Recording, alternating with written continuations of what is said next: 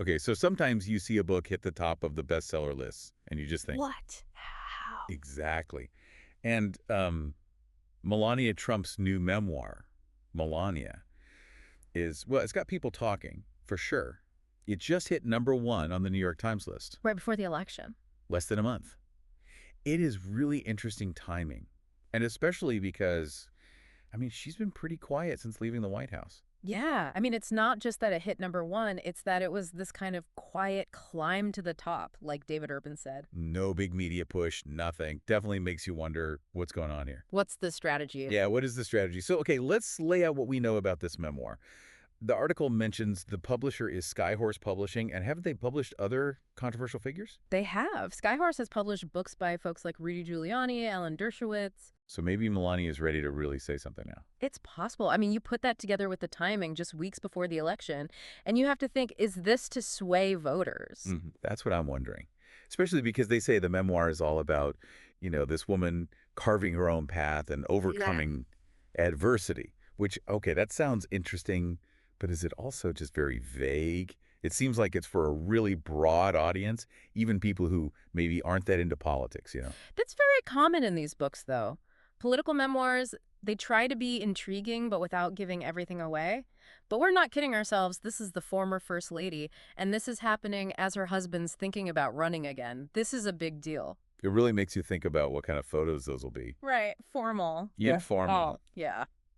Behind the scenes stuff. It's going to be interesting. Whatever it is, remember, Melania Trump has always been so private, such an enigma. If she's deciding to show personal photos now, I feel like people are going to eat that up. Definitely. Everybody wants to see what it's really like behind the scenes, especially when it comes to the White House.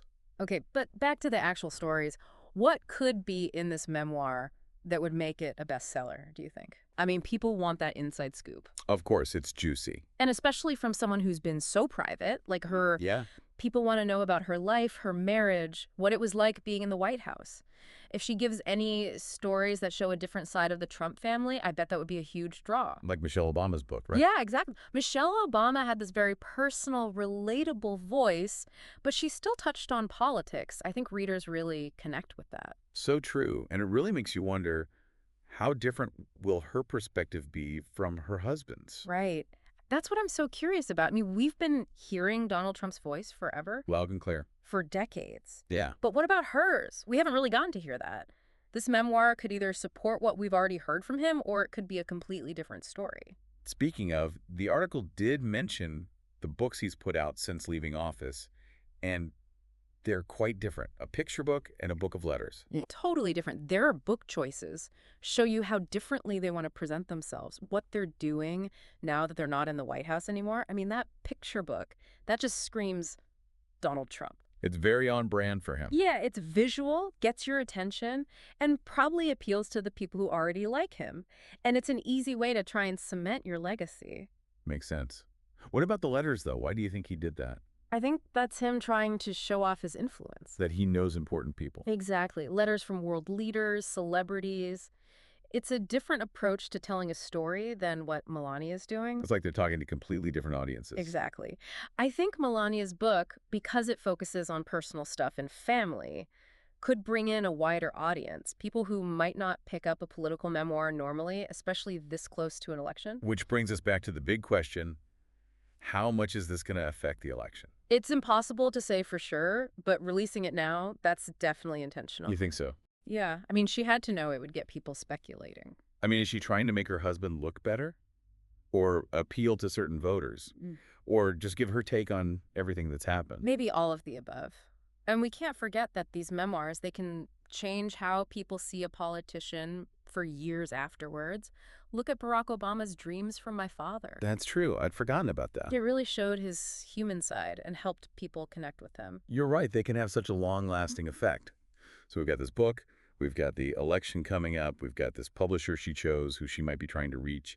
It's a lot to untangle. What's the most interesting part of all this to you? You know, for me, it's that we might get to hear a side of the story we haven't heard before. We've heard a ton about the Trump presidency. To say the least. Yeah, but it's always from his point of view. She hasn't really been part of that conversation. This is her chance to change that. And maybe even change how people see her, not just as the president's wife. Exactly. This is her chance to define herself, to tell us what she was thinking, what she went through, maybe even challenge what people think about her.